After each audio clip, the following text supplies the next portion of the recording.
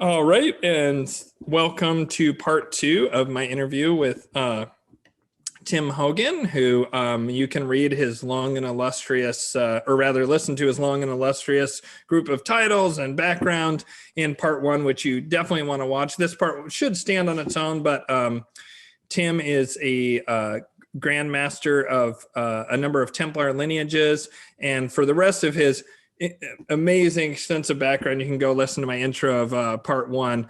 And we're just going to dive right into it. And we're going to talk about, in part one, we talked a lot about how the Templar, the core mission of the Templar was to preserve the primordial tradition, which is Gnostic in character, although it wouldn't fit under any of the modern definition of the Christian Gnosticism or Kabbalah or Sufism, although it does contain elements of all of those. And I would argue is the seed germ for all of those traditions. And we are familiar in a lot of ways of how Atlantis and that primordial tradition reemerged in North Africa and the Middle East. What is only recently really started to gain a lot of traction and has come out in the public more, thanks to the work of people like Graham Hancock and his book America Before, is the fact that Atlantis, according to Plato and Solon, was beyond the Pillars of Hercules, which is the Strait of Gibraltar, and was somewhere, it seems, in the mid-Atlantic ridge, probably close to, it's not the Canary, it's the Azores. The Azores off the coast of Portugal is probably part of that archipelago that was existed during the last ice age when the oceans were several hundred feet lower.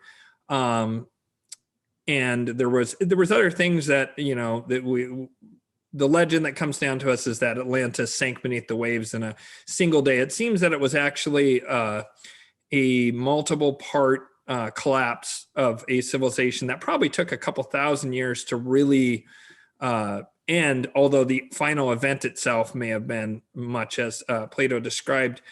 And while we talk a lot about Egypt and Sumer and Göbekli Tepe in Turkey and other places in the Near East and North Africa, the Middle East, North Africa, the Arabian Peninsula, where this seed germ of that Atlantean culture began to then re-civilize. What isn't discussed as much is perhaps an even almost more pure, meaning we haven't had as many layers of history stacked on top of it, a pure transmission in the Americas, in particular with the Mayans, who talked about Atzlan, which is a similar root word. In fact, Manly P. Hall talked about this in some of his lectures. That was probably one of the earliest times this was really brought out into the public consciousness, but it's thanks to people like Tim and Graham Hancock who have helped bring this forward. And did you want to tell us a bit, Tim, about your experiences with Hopi and Yucatan wisdom traditions and what you can share and how they relate to Atlantis and the primordial tradition? Yeah, well, I guess we should start with the Mayans since you brought them up. The Mayan tradition and the Aztec tradition and some of the other tribal traditions in the Americas around the area of the Yucatan and Guatemala and other areas like that, they all trace their roots to an initial group that were known as the Waddle Culture. So the Waddle culture had their own myth, and their own myth said that they originally came from Atzlan, which was a civilization that had what we would now call high technology, but also high medicine, high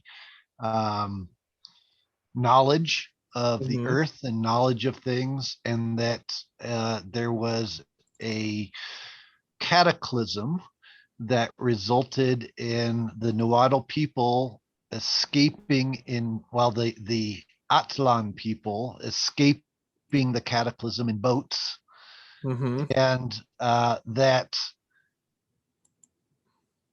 in fact, there used to be a relief of this that was found in, I want to say it was found in Guatemala, and it used to be preserved in the Berlin Museum in Germany. And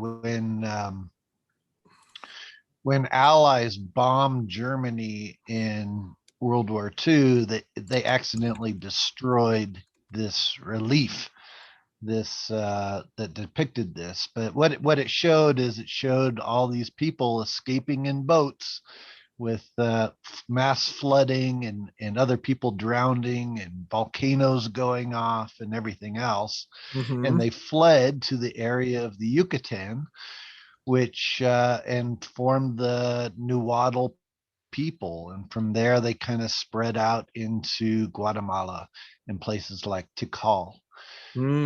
What I'm interested in from the times that I've spent there and the times I've studied there there's two things. The first is in the areas like Tulum and Nakomul and some of these other areas down in the Yucatan where there's these structures, these Mayan structures.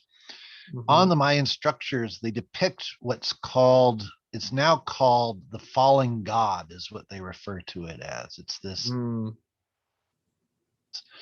this figure that looks like a guy falling out of the sky.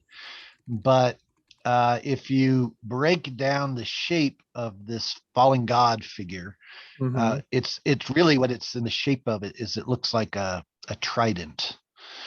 And in fact, if you go to the Nakomul, which is at Coba in the Yucatan, the second tallest Mayan pyramid of the ancient world is at Nakomul.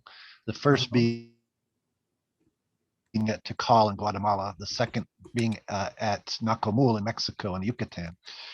And at the top of this pyramid, you'll see this trident shape, this trident figure. In fact, you'll see two of them at the one at Nakomul. And what's intriguing to me is that, of course, the trident was the symbol of Poseidon, who was said to be there it is, that's Nakomul. So at the top up here, I mean, you can't see it because it's too far away, but there is this trident shape that's up on the little house looking thing on the top of the pyramid. Oh, yeah. But there's the trident was the symbol of Poseidon, who was the god of Atlantis. And we also find that same trident being used by Shiva, for example, in the Hindu tradition, in the Vedic tradition. Shiva is called a Trishula in the Hindu tradition. But in the Mayan world, you find this trident all over the place, and it's associated with what's called the fallen god.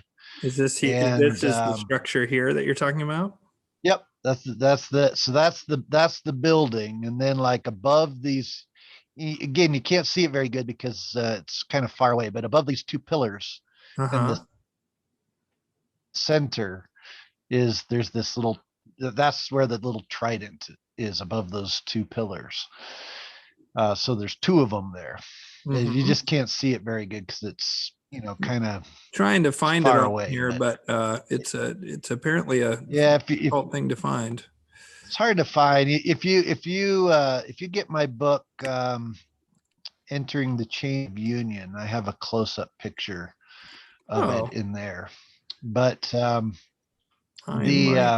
find that here in a second.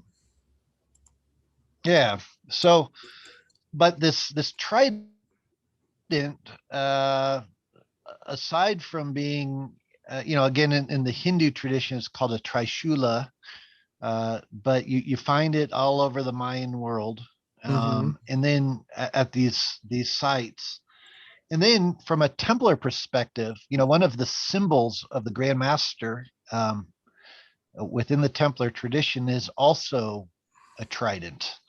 That's one of in fact, whenever I preside at a meeting, I have to have this. In fact, I'll show it to you. Yeah. Hang on. Yeah, absolutely. So here's this is a trishula that you'd recognize Oh, from yeah. the Vedic tradition, the Hindu tradition. Yeah.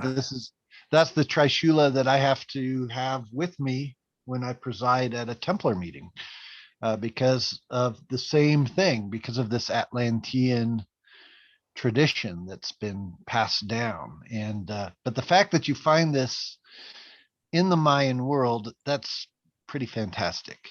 The other thing that we find, my time that I've spent with the Mayans in the Yucatan, I had the opportunity to witness some of their initiation rites. Mm. And what's really fantastic is that their initiation rites that they perform are almost identical, like 85% identical to some of the initiation rites that are found within the Templar tradition. And Wow. I thought, when I first saw this, I thought, oh, well, this must be proof that the Templars came over and initiated them. Because, there's this tradition of the Templars coming over and trading silver with the Mayans prior to Columbus. And that could be a whole nother show. Yeah. But Well, I what I plan on having it found, back. yeah, I know, but one of the things that I found when I was there in the Yucatan was that the Mayans took me to a village that that had a pyramid previously, and they took apart this pyramid to build fences in this rock fences in this village, which is kind of a sad commentary in itself. But when they took apart this pyramid, one of the things that they found in the pyramid was these figurines. They found these statues, these statue figurines. And these statues they have preserved in a kind of like a museum in the village. Mm-hmm. And I had a chance to look at these statues, and the statues depict these these initiation rites that they still Wow. do. And but the problem is, these statues have been carbon dated to about 800 of our current era, which means there's no way that the Templars taught the Right. Mayans these initiation rites, because they were already practicing them before the Templar order was ever founded, which means that they Wow. had their own tradition that they were passing down in the New World, Mm-hmm. of initiations that were identical to ones that were being passed down in Europe, in the Middle East. And there's only one of a couple different ways that could be possible. Either they both were passing down initiations from a root mother tradition, Mm-hmm. probably going back to Atlantis, right? Mm-hmm. Because that's what both traditions say. Mm-hmm. Or there was more contact in the ancient world than's generally acknowledged, which is also possible. Mm-hmm. Um, And or they're not mutually exclusive either. and they're not mutually exclusive. Or there was a third party, like aliens initiating everybody or something, Well, But but the archaeological evidence seems to suggest that both sides of the Atlantic were passing down the same initiation rites that went back to antiquity, and which, and I mean it's if very we detailed, right? Like there's very specific detailed, grips that specific grips. that Yeah, come and that through Masonry and Templarism. that's right. Mm-hmm. So that ties into then the Hopi tradition, Ah, because the awesome. Hopi, uh, they have secret grip Mm-hmm. that the Mayans use in their initiation rite, Mm-hmm. and it's the same secret grip that the Templars use, and Mm-hmm. it's the same secret grip that's found also in Druze and Sufi traditions in the Middle East. That's So incredible. the fact that they're all passing on the same grip and they all have the same myths about where they got it from. They all talk about, according to the Hopi tradition, Mm-hmm. they talk about how in antiquity there was a great, what they called it, there was a great shaking of the earth, is what they called Mm-hmm. it. And that the people who had come to Turtle Island, which was North America, Right. the people who had come to Turtle Island had to go down into caves to escape this great shaking of the earth, Right. and that they say that the before this happened, the Great Spirit had everybody this secret grip so that they could recognize each other again in the future after when they come back out of the caves after Wow. the great shaking of the earth. And And according to the Hopi tradition, when they came out of the Grand Canyon, the area of the Grand Canyon, that the Grand Canyon had actually formed from this great shaking of the earth, and that they were whoa. hiding in these caves, and that they came out of the caves and they were passed on this tradition. And So I Tim, can, I hate to yeah, interrupt, but I got to ask because this is something I had considered asking you about, and now it came up organically. So now I feel like I have to ask. So there are newspaper articles from, I want to say around the 1920s, talking about that they found something that was recognized as something looking a lot like ancient Egyptian temple work. There's yeah, also discussion of finding uh, hieroglyphic based channel markers in the Mississippi, also in the 1800s, things along those lines. But that Grand Canyon temple in particular, if I recall correctly, you claim that you have seen that with your own eyes. But I have, yeah. was it I, walled up when you saw it, or? yeah, when I saw it, it was walled up. I got in a lot of I got in a lot of trouble there back in, I think it was about 1994 or 5 is when I was there. I went down to this area of the Grand Canyon looking for these caves that were supposedly discovered in the early 1900s, that had all of these Egyptian artifacts in them. Mm-hmm. And I found the caves, I think, but they were all cemented up. Yeah. And I did find some pictographs as well. I found one pictograph in particular of the Egyptian god Anubis, Wow. in the Grand Canyon. And as a result of that, actually, this is kind of a side story, Oh, please. but but it led to all kinds of legal problems, which then I ended up getting flown out to Washington, D.C. to meet with Congressman Schaefer at the time, who was in charge of the National Park Service, because he was going to then he was going to make the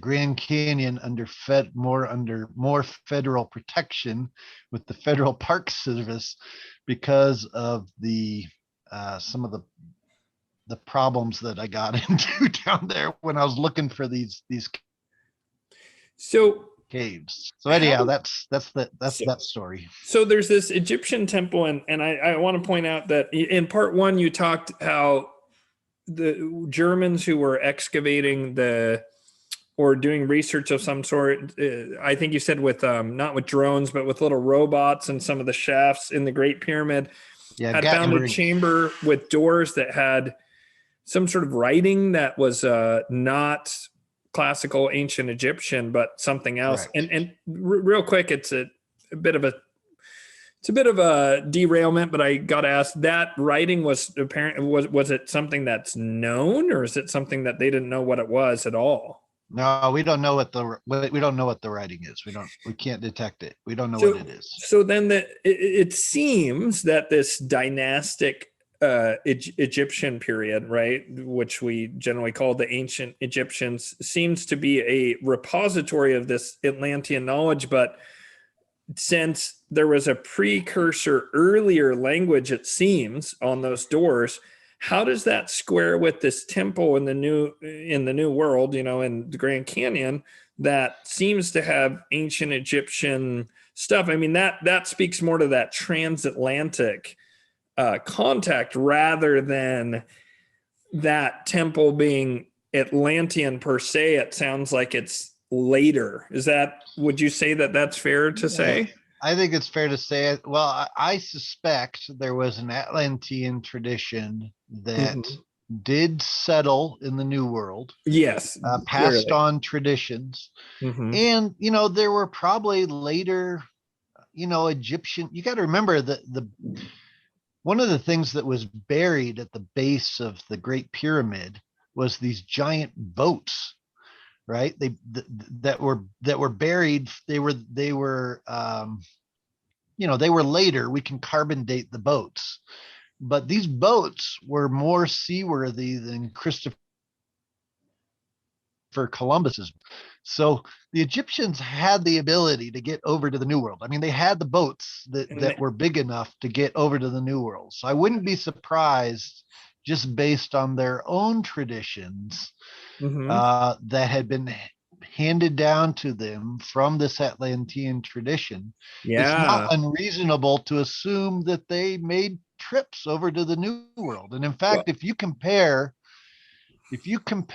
the hieroglyphic letters, the ancient Egyptian hieroglyphic letters, with the Aztec hieroglyphic letters, hmm. I would say like something like 70% of the characters are identical. For Wow, the I had no idea. for those, yeah, most people don't know that. But if you compare them, they're identical, which suggests that there probably was some contact later on that's not normally acknowledged by archaeologists and anthropologists. But all you have to do is look at it, and it's like, well, And they how else found could it be? I recall reading that they found cocaine in one of the pharaoh's sarcophagus buried with them, that they found traces of cannabis, but also cocaine. And cocaine's a New World plant. And that That's right. points to this transatlantic pre-Columbian contact, which if Atlanteans gave seed knowledge to that then became dynastic Egypt, probably that would have included knowledge of what we call the New World or Turtle Island. And therefore,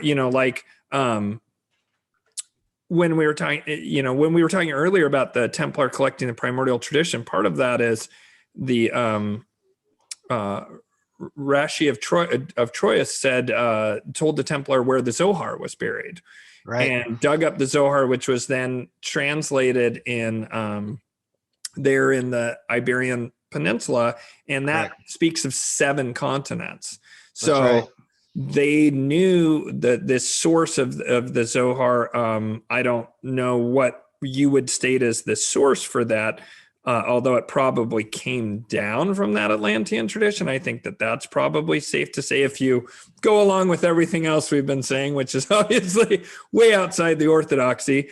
But if those who laid down the Zohar knew about it, it seems fair that that was probably much later than even the old kingdom of Egypt, when the Zohar would still be thousands of years even before the Temple of Solomon. And so that the ancient Egyptians being aware of that seems very probable to me, that they would be aware of the New World and have interest in it. And I had never heard that before, about that there's boats buried at the base of the Great Pyramid that are as seaworthy as Columbus. It's just wow, that's staggering. Yeah, I mean, I don't think it may. I think it's. I don't think I'm not sure it's exactly in the Great Pyramid, but it's Hmm. it's one of the other 2 pyramids is where, at the base of it, is where they found these boats, and they're still there. They Incredible. got a little museum there. You can go see them. I mean, they just erected a museum over them, and you can go see them. But It's just amazing. There's yeah, just I so mean, much and like I this. can tell you, yeah, I mean, there's information that's handed down, that's preserved, Hmm. in these different centers of preservation, and certainly the Hopi and other tribes. I mean, Well, geez, just look at the Hopi Kachina. I mean, how different are they from the Egyptian gods, the Egyptian Neter? They look the same. There's these people with these like hawk heads and like things like that. So I mean, it's animal heads. I mean, it's the same thing you see in with the Egyptian gods, the Egyptian Neters. So it's not, in my opinion, it's not a stretch at all to suggest that there may have been some contacts and that they were all preserving remnants of this. Yeah, there we go. Yeah. I mean, And then you know, this looks similar to the Dojan tribe yeah, in North Africa, who for are, sure. they too, they do that. I forget what it's called, but they have that ritual they do once every few decades. It's just staggering to consider. And they Yeah. say that they go back to the priesthood in Egypt some thousands of years ago. Yep. Yep. I hope to Yeah. have Father Bray Weaver on at some point. Yep. I think I will have him as one of my guests, and he spent some time with the Dojo. I'll Well, ask him more about that. yep. And there's other tradition. I mean, like the Sabians, for example. Hmm. There's a Sabian tradition in Ethiopia, which probably comes from the words Saba, which was really Sheba. Mm, It was an Ethiopian Sabian tradition, but then there's another Sabian tradition in northern Turkey, mm. which they take a pilgrimage once a year to the Great Pyramid, to the Giza Plateau, because they're calculating the stars in the heavens in relation to those, in order to study the procession and to preserve something within their tradition. So Yeah, there's several. You mentioned the Zohar. I mean, right. obviously that according to traditional Jewish Hmm. scholars tradition. I mean, Here's the uh, Dojan, by the way, similar to the Kachina. Like, and there's yep. some interesting iconography. Sorry, go ahead And, with the no, it's all Zohar. right. And look at the top of the doji. See that figure that's on top of the This one or that over white here? figure that's on top of Oh, the. yeah, No, the other one, that the white looking thing. So yeah, that three prong, that looks just like the fallen god that's yeah. found on top of the Mayan Hmm. monuments, which is also the it's the three, The trident. it's the trident. I mean, so Yeah. you just extend those a little bit further, and it's the trident. It's That's interesting because that links into that so thing. it's Oh, go ahead. no, I'm just saying it's there's all these centers that are preserving the same information once you know what you're looking for. Yeah, there's it's funny because I look at that shape, and we mentioned in the first part, I mean briefly mentioned this idea of this. I'm gonna look it up real quick if I can. The stick man on stone. That looks just like that shape. Let's see. Oh, it did not give me what I wanted. Let's see. Here it is. Okay, just a second. Let me stop that share, and then we'll do another share just so you can see this. It's fascinating to me, these kind of like when you see it. So this is a stick man on stone, and it's quite similar if you see to that the Dogen, that white figure that you were pointing out. Do you see this? Here, can you see this right now, Tim? This Yep. Yep. stick man on stone, and someone pointed out that in older statues of Zeus, and you can also see it in let's see, I'm trying to think, Hura Mazda. This shape, but on its side, let me see if I can find this picture I want of Ahura Mazda fighting with Ahriman. There we go. Let's see. Paramount. Yeah, there's a particular thing that Ahura Mazda is carrying. Do you see this? on the Oh screen. yeah, right. Yeah, that's another trident, And that symbol's very, very similar to, I forget what it is, but that, the Tibetan lamas have something that looks almost exactly like that. Yeah. And I can't think of what. Mm-hmm. And you also find it in, that's really the symbol of the fleur-de-lis, the French symbol of fleur-de-lis. That's the origin. Absolutely. Absolutely. Yeah. And so that it's fascinating. I don't know if you can see it. This is from my book, Entering the Chain of Union. But if you look right here. Oh, there's that falling man. Yeah. There it is. He's at the top of the pyramid at Nakamul. That's a close up of it. Yeah. Yeah. So it's the same thing. Yeah, absolutely. That's amazing. And one of the things that we talked about in part one that I said I was going to get to that relates to all this, and I think is, I think that I joked in the first half, I call Tim sometimes the two-legged Library of Alexandria, but the actual Library of Alexandria was considered to be the repository of the most ancient and important knowledge that had passed down probably from these antediluvian civilizations, but certainly from deep antiquity, over 6,000 years old. And of course, the Library of Alexandria was pretty famously burned, but fortunately, wise people managed to get out a lot of the information in that. One of the places it went to was to Byzantium, and eventually to the Imperial Library in Istanbul, which is where you get the Puri Reis map and some of the other things that are these anomalies. But then a lot of that information ended up in the Vatican Library, which is very, very famously under lock and key. And nobody is able to see it really outside of Vatican scholars and a tiny handful of people the Vatican allows in. But you, Tim, have stated something to me on a Facebook comment, which blew my mind, because I often joke that if I wish I had a babble fish in my ear or in my eye or whatever, so I could read all languages ever and then just spend a few years in the Vatican Library. You state that during the Napoleonic era, that the contents of the Vatican Library, or some significant amount of them, were temporarily moved to France. You want to That's tell right. about that, mind blower? So one of the things that Napoleon did on his, Napoleon, Napoleon, I mean, he's a controversial figure, but he was, the esoteric tradition has always said that Napoleon had actually been related to Bonnie Prince Charlie of Scotland. In fact, he was his grandson, which was the reason why he always claimed to be of noble blood. So he was actually a Stuart. So, wow. Okay, so Napoleon was a Stuart? He was a Stuart, and that's part of the reason why he married Josephine, who was a Merovingian princess.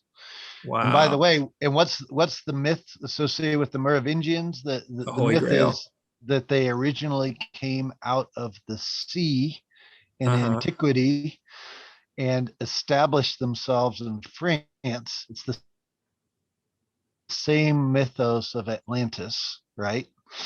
Right. So the Merovingian tradition says that they came from this tradition out of the ocean, that there was this fish-skinned, person who came from out of the sea who established the Merovingian tradition in France, which is the same story of Oannes, the Babylonian god Oannes, and the Atlantean Dagon and everything else, right? So this is the Merovingian myth. So Napoleon marries Josephine, who's a Merovingian princess. Mm-hmm. He then declared himself the head of all Masonic lodges in France. Here's the Dogen, by the way, for folks or Oannes. And this is they say it's a grape, but I don't know. So, by the way, tree of life. Oh, go ahead. Well, so Oannes became Ioannes, which became Joannes, which became John eventually. So John the Baptist, whose feast day was June 23rd, Uh-huh. really is Oannes, whose feast day was also June 23rd, but that's a whole Wow, nother that's amazing. that's And a I want whole to, nother thing. But yeah, so anyhow, so Napoleon, what he did was after he married Josephine, there's he that. went on his campaign Mm-hmm. where he went to That's he Juanis. invaded Malta. He invaded the Knights of Malta, which was the descendants of the Hospitalier, who were the kind of the rivals of the Templars and had stolen a Mm-hmm. bunch of Templar artifacts and uh, and Templar manuscripts and stuff. Mm-hmm. So he went to Malta. He tried to steal all that back. He went to the Vatican. Mm-hmm. He raided the Vatican archives, and he sent them all back to the Arsenal, National Arsenal in France in Paris, where Mm-hmm. people like Eliphas Levi Oh. and Charles Nodier were in charge of sifting through all those Vatican archives and cataloging them. Mm-hmm. He also went to Egypt, and Mm-hmm. Yeah. he was initiated in the Great Pyramid. Some say by Saint Germain, Wow. and An incarnate Saint Germain? he He was a and contemporary of Napoleon? he was, yeah, he was still alive, yeah. Wow. So he initiated Napoleon in the Great Pyramid. Same initiation rite that I did in 2011 for the people there in the Great Pyramid. Wow. But Oops. and then Napoleon's surgeon, his doctor, was Mm-hmm. Bernard Raymond Fabre Palaprat, who was Grandmaster of the Templar Order at the time. So, Yeah. Wow. so Bernard Raymond Fabre Palaprat was also advising Napoleon on things. And one of the things specifically that Napoleon was looking for when he brought uh, all these things from the Vatican Library back to Paris for temporarily. They've Uh-huh. since been moved back to the Vatican archives. But one of the things he was specifically looking for was Templar related things. He was looking for anything that the Vatican had on the Templars, but then also anything else that they had on these, this primordial tradition. So, Wow. And which, and this kind of like another side here's thing, but it's Palaprat. also the reason. Yeah, there he is. There's Palaprat. Yeah, so he was Grandmaster in 1804 of the Templar Order, of the same lineage that I'm the Grandmaster of now. So Wow. And so it's so yeah, there's a history there, and you can when you see it, then you start to understand why people were writing the things they were writing. Like Eliphas Levi, for example, he wrote a lot of Templars and secret Templar doctrines and everything else, and these traditions that were being passed down. mm-hmm. And Eliphas Levi's writings became Albert Pike, who was kind of like the philosophical father of the ancient and accepted Scottish rite of Freemasonry.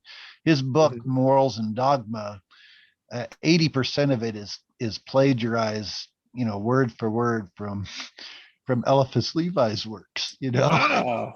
Huh. So it was, How about so that? it was, I mean, that's that lineage, that stream, if you will, of information being passed down. And so does that then tie in because it's that same milieu, that same timeline? Does that tie into Martinism then?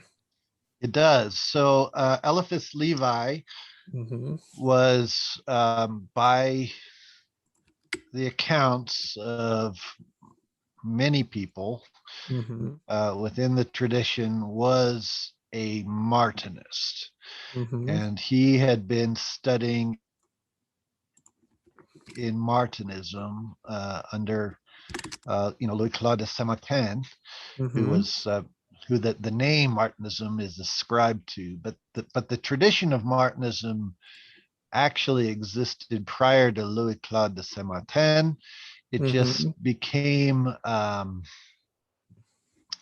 just adopted his name. I mean, prior to that, it was known as the Order of Unknown Philosophers, but it was Oh, just the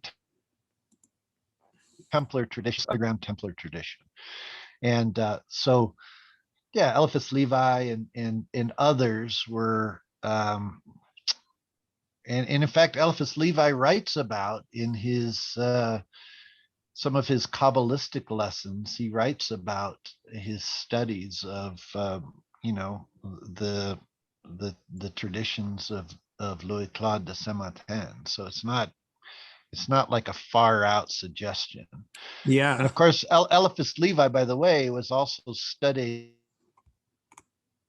at Saint. That's where he was based out of. And of course, Saint Sulpice in Paris is where uh, is known now for its famous rose line and the Da Vinci Code stuff that Dan Brown talks about. But there's a whole lot more there at Saint Sulpice than most people know, and yeah. Yeah. Wow. So That's just it's amazing how things like when you start learning these bits of history that we've been discussing in these two episodes, it really brings things together, and then you see there's just a more coherent picture that I think actually kind of squares the circle, if you will, yeah. of a lot of gaps and things that just don't make sense, just a lot of anomalies and things that don't make sense in Orthodox history at all. Suddenly you learn about this, transatlantic exchange and the antediluvian, the ice age civilizations, and a lot of things suddenly make sense. There's some god in South America that sounds almost exactly like Thoth, Yeah. the Egyptian god of magic and writing, even with a bird head and everything. Well, there's not only that, but there was there's a whole tradition that got largely destroyed by a Roman Catholic missionary priest down in Guatemala, I think it was. But there was a whole tradition there of these jade tablets, that Wow. were associated down in Guatemala, in the area of, and in Colombia and some of these other areas. And a jade tablet is not too different sounding than an emerald tablet, for example, Yeah, no kidding. from medical tradition that's associated with Hermes and by extension, eventually with Tahuti or Thoth, So Wow. yeah, Wow. So, speaking of traditions, something that when I came to the Templar Collegiate Gathering a couple of years ago that we discussed, and that you have given me permission that we can talk. I'm not even sure if this has been discussed openly, publicly before. There are a number of vaults worldwide from Turkey. You said there's some in Istanbul, but there's also some in the Americas on Native American land. We won't get too specific on even general areas where they might be, but there are a number of vaults. And you said that, and I hope I think you just gave me full carte blanche to talk about this. yeah, So, yeah, it's fine. We can talk about it. yeah. So you said Lewis and Clark, when they came out, all the way to where I am here in Oregon, actually, and saw the Willamette River and all the rest. They along the way, you say that Lewis and Clark were initiates, and that they went in to check and see if some of these vaults from when the Templar were coming over pre-Columbus, that they had transported some of the treasures, which the mundane part, which is still cool from a treasury point of view, is jewels and ingots of gold and silver. But more interesting to me is that there was even sacred items and sacred knowledge that was stored in vaults. And did you want to talk a little bit more about that and Yeah. these vaults here in America, Templar vaults? Yeah, I mean, there are vaults. I mean, all over the place. Some of them have already been. I'm aware of one, for example, in Lebanon that has already been removed by some government a couple years ago. Came in and removed the contents of it. In the Wow. area of Tyre. I mean, they just came in the middle of the night with helicopters, landed, went in and raided it. I don't know where it is now. I'm assuming it's in Israel, but I don't know for sure. Um, but the Wow. vault's still there. I mean, it's the most of the world doesn't know about it, but it's at an area called Hiram's Tomb, Oh yeah. which is not actually a tomb. It was a vault, and Wow. it's since been raided. There's nothing there anymore. But there's other ones. I'm aware of another one in Istanbul, for example, that the Vatican tried to break into a couple years ago, and they got caught. Uh, so they did contents out of that. But it just goes to show that they're still looking for these things. Yeah. In fact, it's also not a coincidence that a few years ago, when there was that fire at Notre Dame Cathedral, Yeah. Oh, and then there also happened to be a fire at the place where the first Templar commandery was in Jerusalem at the same time. And then there was also a fire at St. Sulpice and some of the other cathedrals at the same time. Um, yeah. I think this is conjecture on my part, but it seems to be. I wouldn't put it past it if the Roman Church is actually setting those fires so that they can declare the area's construction zones, so that the public doesn't go in there, so they can be digging around in there looking for stuff, Oh wow. because those areas were centers of preservation at one point in time as well. But here in the Wow. United States, there's a number of spots, and the um, yeah, Lewis and Clark were going to check on one of the spots, and Hmm. tying back into the Atlantean thing. Hmm. It's worthy to note that as Lewis and Clark were making their way along the Louisiana Purchase, they were meeting with certain tribes, and by their own accounts, they were exchanging special hand grips and trading aprons with these Yeah. tribes. The You know, apron and part's almost more wild because hand grips, like, okay, so there's only so many ways a human hand can right, grip another human hand, and so people can try and explain that away, as they love to explain away all the little pieces, but you can't explain away everything, that's and right. actually, when you put it all together, it becomes borderline. To me, it's irrefutable that there's Right. some kind of mother civilization that was a ice age civilization that seeded civilizations on both sides of the Atlantic at a minimum, and maybe even further into India and further east. Yep. This civilization appears to have had a global reach, or master seafarers, um, and it just seems indisputable. And I mean, aprons, like, that's so specific. So And I know specific. how the aprons relate to the alchemical tradition, and like Yeah. so there's just no. To me, it's just, that's a level of complexity that's too high to be built on chance, to where Right. it's literally impossible to explain it by chance. And it's infinitely more likely that there's, you know, transatlantic contact at a minimum, but so much of the stuff points towards a common seed germ Yeah. civilization. Yeah, I Well, just don't know how and you to could be and to arrive at be any other. clear, yeah, and to be clear, these vaults weren't Atlantean vaults. I mean, Right. these were vaults set up who were escaping religious and political persecution in Europe, and they were Right. bringing artifacts over that they had found primarily in the Holy Land, but in other places as well, over to the New World to establish a new Jerusalem here in what was to become the United States in North America. And so they were working with the tribes. They had, and we still have, as Templars to this day, we still have close relations with the tribes. I mean, there are, Woody Vespa, who's the head of the World Council of Elders, is a good friend of mine, for example, and we continue to, keep each other informed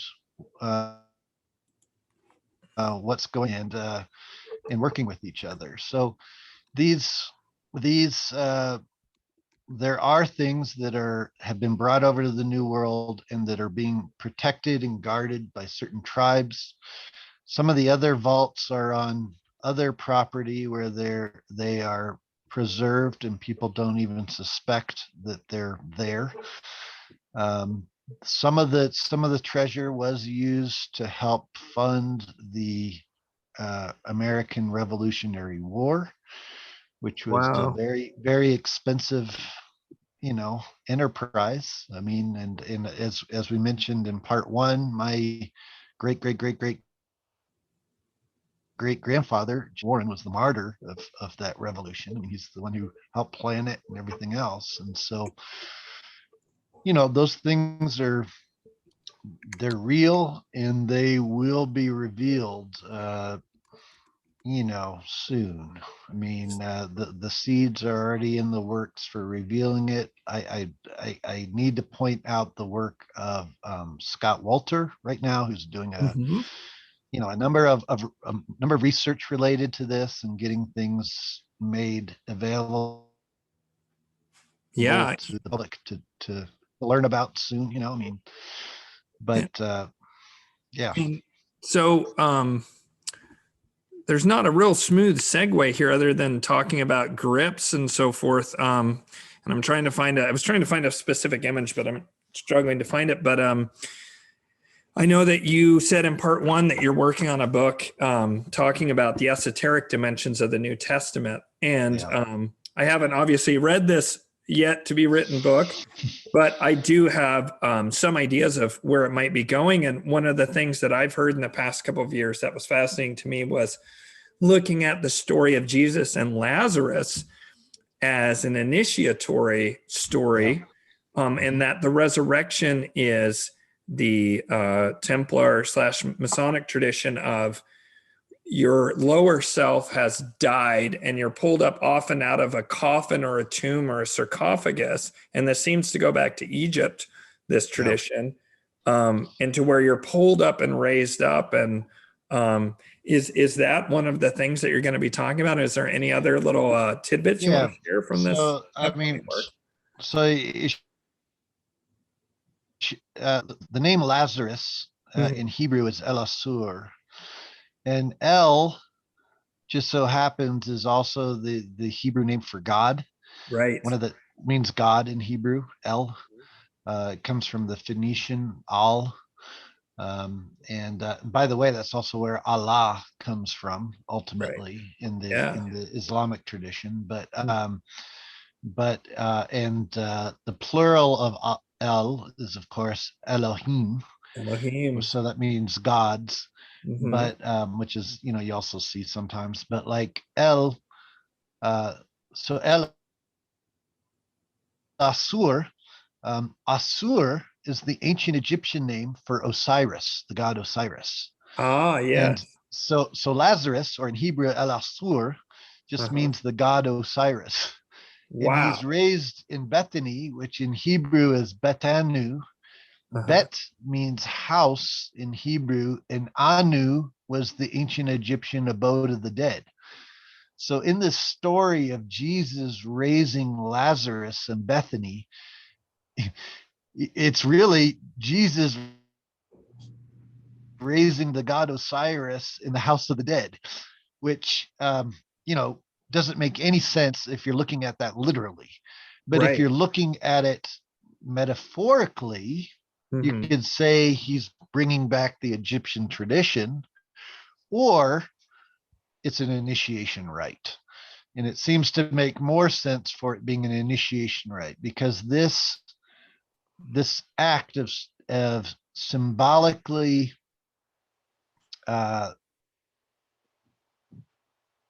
the initiate dying and being raised back to life in the form of Osiris is something that you also find the Mayans do in their initiation rites. Same exact thing. You find it within Freemasonry, within the Templar tradition, and within other traditions as well that pass on this primordial stream. So yeah, it seems to suggest, in my opinion, and in the opinion of Templar tradition and the many facets of it that have come out throughout history, that this raising of Lazarus was an initiation rite. Yeah. Wow. So that's one of the things, yeah, in the New Testament that most people don't think about. And there's a lot of Egyptian elements that have been preserved in the New Testament. Another fun one is that I like to point out is the Lord's Prayer that's given in the New Testament. In it, it says, basically the disciples, the passages right before the Lord's Prayer is given, the disciples go to Jesus and they say, Jesus, how should we pray? And Jesus says, well, first of all, don't go to church and be seen praying like a hypocrite. He says, don't go to church. That's what he says. He said, if you want to pray, this is what you do. Find a secret place like a closet. Go in there and pray to your Father. And when you pray to him, give this prayer. And then he gives the Lord's Prayer of, our Father who art in heaven, hallowed be thy name, the whole bit. Well, what's interesting is that exact same prayer, word for word, you find in the papyrus of Ani in ancient Egypt. Wow. And it was a prayer to the god Amun. Yeah. And Amun in ancient Egyptian means the hidden one. So what Jesus was saying is, but the prayer in ancient Egyptian begins Amun, Amen, who hallowed be thy name, thy kingdom come, thy will be done, as above, so below. Wow, and then it has as above, so below in it? Correct, yeah. So instead of like on earth as it is in heaven, it says as above, so below. Oh, and then it ends it with amen, amen, amen. Right. Well, in the Lord's Prayer, it ends it with amen also, right? Right. That's how Christians end their prayers, is with amen. But amen, it comes from ancient Egyptian, it means one. And that's why Jesus told his disciples to go find a hidden place to give that prayer, so that they become the hidden one. They become the amen. Wow. So yeah. So, and then is that related to Akhenaten then? Yeah, so Akhenaten, which by the way, so Akhenaten, he said, look, all of the gods in Egypt are really just aspects of one god, which is known as the Aten. And he referred to it as the Aten-I, which means, and that word Aten-I became the word Adonai in Hebrew. Wow. So Adonai in Hebrew, which is Lord, comes from Aten-I. Yeah, and Akhenaten was the first monotheist in modern history. Some people, Sigmund Freud, believed that Akhenaten was Moses, but others have said that Moses was a high priest of Akhenaten's court. Oh, sorry, it glitched yeah, out. but he was the first. Repeat that last part. You said. I said others believe that that Moses was a high priest at Akhenaten's court, whereas Sigmund Freud believed that Moses was the pharaoh Akhenaten. There are different. There's certainly seems to suggest that there is a tradition preserved from Akhenaten through the early Phoenician and Canaanite tradition, Mm-hmm. which then became Judaism eventually. So, Wow. for example, I mean, and this is why if you look at the Hebrew letter forms, Mm-hmm.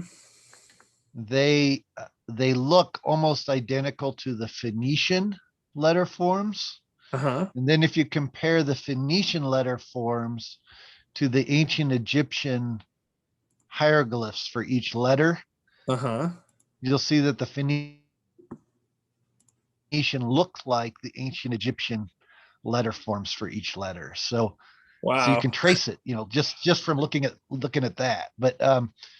But yeah, I mean, and there are other things too. Like if you look at, like, for example, the Copper Scroll, which is one of these apocryphal um, texts that, by the way, Carl Jung is the one who first revealed the Copper Scroll to the public, and Carl Jung was a Templar initiate who is also friends with Hermann Hesse in Germany, who wrote who's Siddhartha. also a Templar, who wrote Siddhartha and Journey to the East and the Glass Bead Game. And didn't he talk about that they had some kind of levitation technology? It might have been even spiritual technology. Like, didn't he say that when he went up to the Tibetan plateau that they were levitating giant boulders, something like that? Yeah, there was yeah, I mean, there's lots of stories like that. Yeah. Wow. Yeah. So, but Carl Jung, he revealed this Copper Scroll to the public. No Mm-hmm. one ever questions about how Carl Jung got the Copper Scroll or Mm-hmm. why he had it. But if you read Copper Scroll, it's written on it's called the Copper Scroll because it's actually on Egyptian copper. Mm-hmm. It's a scroll it's a scroll of copper that has the Hebrew written on it. But there's also these Greek letters that are inserted throughout the scroll. And forever people thought that and basically the Copper Scroll, it talks about the ruins of this temple, and it talks about where there's certain treasures that are buried Mm-hmm. in this temple. And forever people thought it was referring to King Solomon's temple. Mm-hmm. But it's now understood that the temple that it's referring to is probably Tel El Hermana, Akhenaten's temple. And if you Can take the you Greek repeat that? It letters, glitched out, Tim. You said it's what temple? It's it's Tel El Armana, which was Akhenaten's temple. ah. So, and if you take the Greek letters in that Copper Scroll and you put them together, Uh-huh. they spell the name Akhenaten. Wow. So it seems to suggest there's another example of the tradition of Akhenaten being passed down, um, into what was eventually to become the Hebrew tradition and the, Judaism eventually. But Wow. it's definitely it's a fundamental part, and I think Jesus, um, and you could get into a debate on whether he even really existed or not, and that could be a whole nother debate. Um, but like, uh, he was clearly, the evidence suggests, and I would also like to put a plug in for Kareem Kusa, Mm-hmm. who's wrote a really excellent book called the Phoenician Mm-hmm. Code, which talks about the evidence that points to Jesus probably coming from that Canaanite Phoenician tradition and Mm-hmm. not from the Jewish tradition at the time. And Wow. so this is why the Jewish priests were so shocked when Jesus knew all this stuff, because it was really the origin of their tradition. Yeah. Wow. Oh boy, But there's so many. Jesus was probably Yeah, so Jesus was probably trying to point to this earlier Egyptian tradition that because the Phoenicians were like the cousins of the Egyptians, Yeah. right? Yeah. So he was pointing to this earlier tradition, Egyptian tradition, and there are elements of it all throughout the New Testament. It's just people aren't used to looking at it that way. Right. Wow. Gosh, there's so many things, and I will have to have you back on, Brother Tim. You're a wealth of information, but I wanted to hit a couple more thoughts before you've been so generous with your time before we wrap things up. And there's not really a good segue from here, so I'm just going to jump into it. One of the things that I've spent a lot of time researching and looking into since I'm a Vedic astrologer Yeah. as my main profession. And so I'm very fascinated with Hindu cosmology. And I became very interested in the concept of the yugas. And the concept of the yugas is very much this belief in that there was a prior golden age, and that this golden age lasted for an incredible amount of time, and then it moved on to, and I'm trying to get a fit picture up here, it then moved on to a silver age, which was when the descending from this golden age, this is showing the precession of the equinoxes backwards through the signs. And the Satya Yuga is quite long, the golden age, and then it goes into Treta Yuga, which is silver age. And I have, I don't actually agree with this perfectly, but I have Atlantis falling sometime as they moved into the age of Leo, hence the Great Sphinx and so forth. But it's this concept that there's approximately 3,000 year long blocks that are this golden age, then a silver age, then a bronze age, then down into an iron age. And an iron age is what we have dropped down into. And that has been basically almost the entirety of recorded history. And it's a very materialistic, low age in direct contrast to the golden age, which is a very enlightened, very spiritually advanced stage. And we're now in the very depths of this Kali Yuga. And for a long time, when I heard this, heard about the Kali Yuga and how, the end, by the way, the end of the Dwarpa Yuga, let's see if I can have it. It would be, which was the Bronze Age right before the current Kali Yuga, is when Krishna and Arjuna speak in the Bhagavad Gita. And so that's now about 4,320 years ago. And so when when Krishna is speaking to Arjuna, he basically says, I'm going to be gone during the entirety of the Kali Yuga, and then I'll return as the Kali Yuga ends. And so the Kali Yuga is this rank materialism, and it doesn't mean Kali is some kind of evil goddess. Actually, she helps uplift humanity in a way by showing us the error of materialism and how materialism brings nothing but suffering. There'll never be any source of satisfaction, because that hole inside all of us that we try and fill with materialism, whether it's war and power and money or whatever, is really a spiritual hole. And that the only way we're ever going to be able to fill that hole is as we start to do these transcendent experiences where we try and transcend this lower animal nature and move more into our spiritual nature. And so I've wondered for a long time, when is the Kali Yuga going to end? And Graham Hancock, who I know is a good friend of yours and who we've talked about quite a bit here because he does just such exceptional work. On his site, he had an Indian scholar who's, I will write it down below, but I forget the name of this gentleman.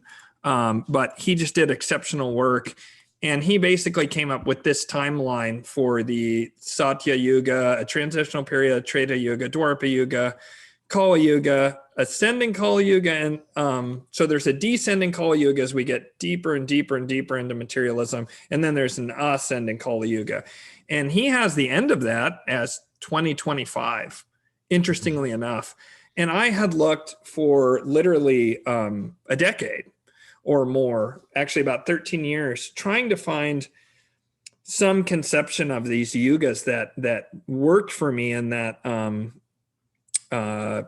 had the ring of truth. I have this, I don't know, ability to kind of hear truth when it's a deep truth, and I just know it when I find it. And this date of 2025, it rang us true immediately when I saw it.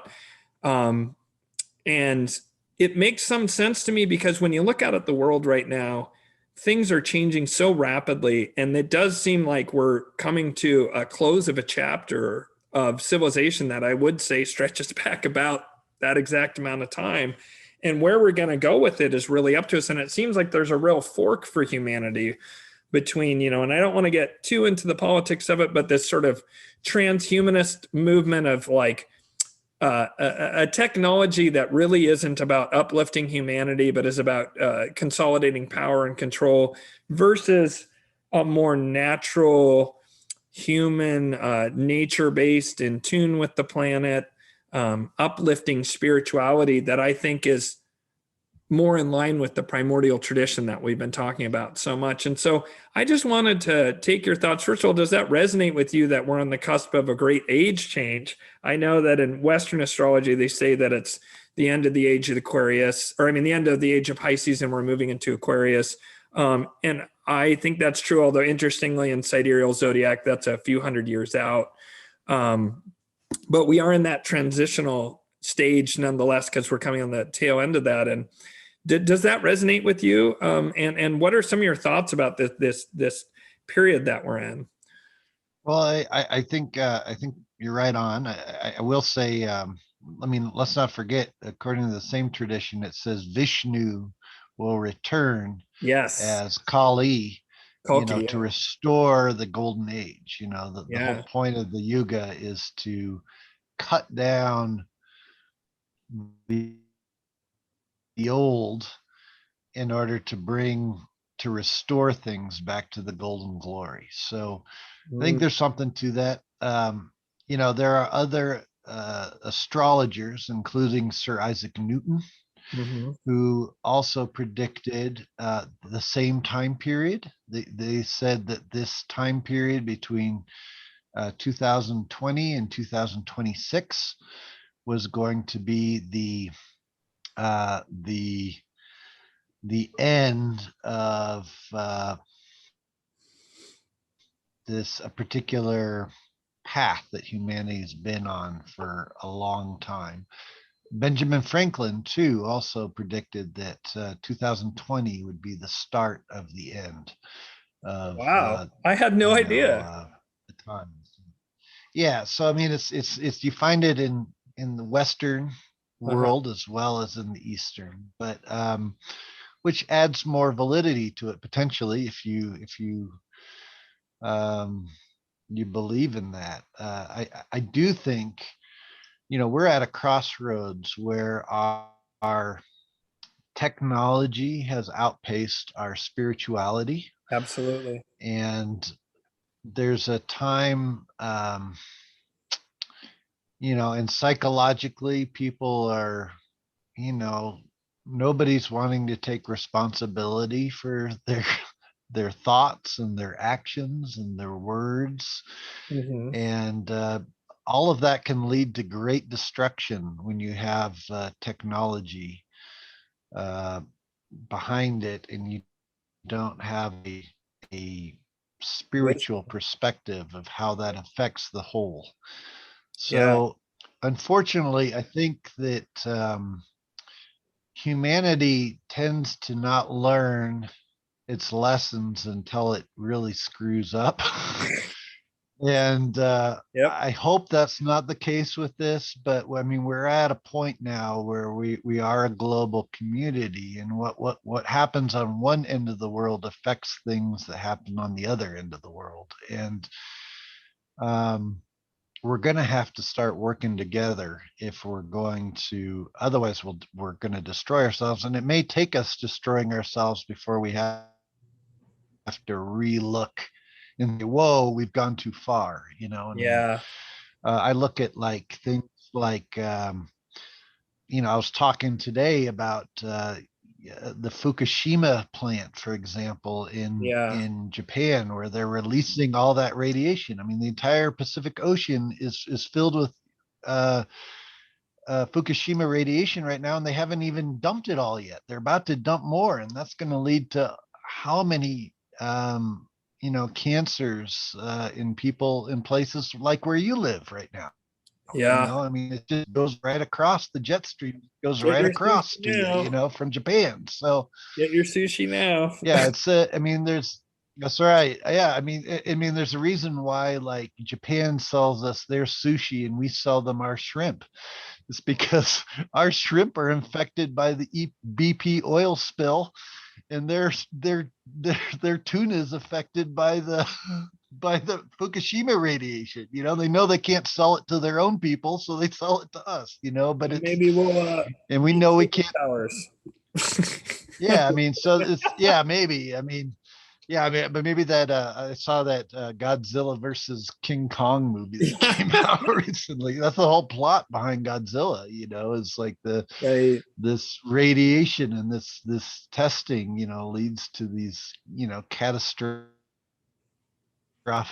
calamities, and we're having to learn the hard way. But I believe this is a personal belief that within the soul of all people, within the core of all people, is a seed of light, or a consciousness that's connected with the creator. Yeah. Whatever you want to call that, whatever you want to name it, and that we're all connected by that. And Yes. if we get in touch with that, then we're going to be more compassionate and more in touch with each other and more in touch with our planet. And coming from that place, we can build a new golden age. Yes. But as long as we see ourselves as separate, or we're promoting these ideas of superiority, like I'm more superior than you because of the place I was born, and or because of the race that I was born as, or because of the Ideology. nationality I was born, or because of the town I grew up in. I mean, or because of the religion I practice. These are divisive. These are divisive ways to look at the world, and there when you throw the irresponsible technology into the mix, it leads to all kinds of problems. So we have to get back in touch with our core. By the way, the word core, the Latin word core just means heart. That's really where the word. So when you hear like the core of the earth, it means the heart of the earth. So the word core, it's also where the word care comes from, and other words, but it means heart. So we have to get back to listening to our hearts and our compassion, our connection with each other, the caritas, the agape, the extension of the heart outwards. We have to be in touch with that, and if we do that, we don't need to get rid of our technology, use it as an instrument for promoting our planet and our connections with each other, our connections with the other living beings on this planet that we share this planet with, the animals, that we're all part of this. And if we can do this, then we will be ready for the next step. And I think the new golden age will probably take us more into space and will allow us to connect with communities that are out there. But they're not going to let us do that until we get it together down here amongst ourselves first. Talking about, in my opinion, intelligent species off the planet. Correct. Yeah. Yeah. And so for me, I think it's Robert Anton Wilson talked a lot about how we're all among the walking wounded. meaning that almost everyone you run into on any daily basis has suffered some degree of trauma, or even if they themselves have been lucky enough to avoid that. Epigenetics is now showing that trauma is passed down for something like 5, 6, 7 generations. And when you look back at like the trauma of the Younger Dryas impact must have been extraordinary and beyond imagination, and that continued, and that then influenced other cultural events, and then the trauma of like the Roman Empire coming through, and all these different traumas that have occurred over time in our species. Almost all of us carry within us this level of trauma and emotional pain. And that's something that we can do as individuals, is that a lot of us want to rush out there and fix things because we're compassionate people, and that's really good.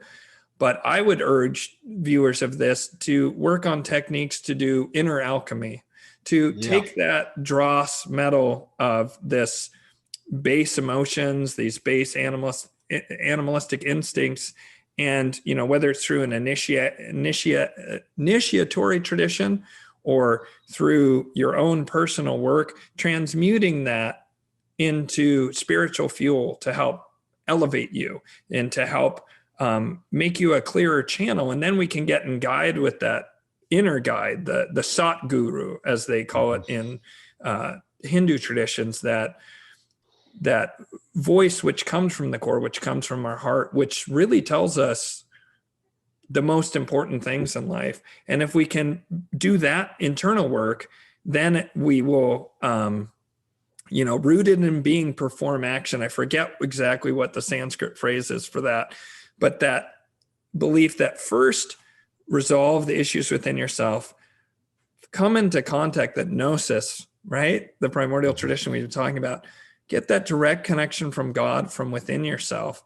And then from that place, we can operate in the world. And then things like race and religion and ideology and sex and who we like to sleep with and all that kind of stuff will just fall away. And that's right. what we find out. Lao Tzu. Mm-hmm. Yeah. Lao Tzu said, if you want to save the world, then quietly go to work on yourself. Yeah. It's so true. He's right. Yeah, that's where you have to start. And what you're saying is directly right on. And I think sometimes people get so hung up on labels and dogma. When Christians talk about the Christos, or the Christ, which is arguably just a state of consciousness, of realized consciousness connected with the Creator. Yeah. It's different than when the Hindus talk about Krishna. Krishna consciousness and Christ consciousness are the same thing. Yes. The same thing. It's no different than a bodhisattva or a Buddha or a Arif in these different traditions. They're all talking about the same thing. Yes. But the start of it is getting back in touch with that source that's within you. And if we can do that, we can build the new golden age. That's the start, though. We have to get to that point, and that's how we heal ourselves. In the Grail legends, that's the Grail legends, right? The Fisher King, which really represents the age of Pisces, right, is wounded. Right, he receives this wound that creates this wasteland where everybody's fighting, and like crops won't grow and everything's gone to destruction. Yeah. And it's only the Holy that's able to heal that wound, so that then the wasteland can be healed, things can be in harmony again, and everything else. But the only way we can find that Holy Grail, the only way we can restore the wasteland, is if we quest within ourselves first. We have to do the internal quest, to do the internal healing. And as within, so without. As we heal ourselves within, then we can heal the world outside of ourselves, and we can create that new golden age. Yeah, and move into the age of Aquarius. This is just beautiful artwork that I like for both Pisces and Aquarius. I actually, Libra, the Libra one they do is the same artist is absolutely fantastic. It's chock full of like Egyptian and Masonic and Templar symbolism. Yeah. But it's not germane to the conversation at hand. But Tim, incredible interview. Thank you so much. You've been so generous with your time. And is there a social media presence or a website or something that and I'll have any links to your books on Amazon below or elsewhere? An author page on Facebook. If you Google Timothy Hogan, you'll find a Facebook author page. You can also find me on Instagram, and if you Google Timothy Hogan, you'll find links on Amazon for my books and if you whatever else.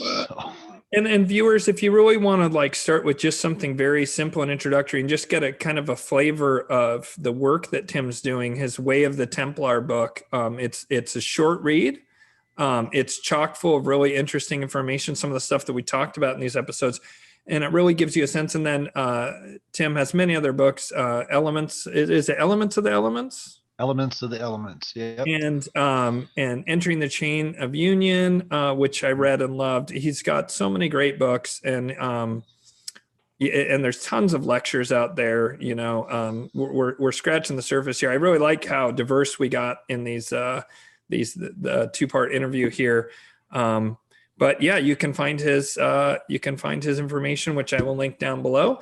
And then I'm at whitelotusoflight.com, and I do Vedic astrology, spiritual counseling, and some other work. And you can look up all my information, which I will have linked below. And Tim, thank you so much. I am already thinking about having you back for round 2. So thank you so much for your time. And I'm going to end the recording here. Thank you, brother.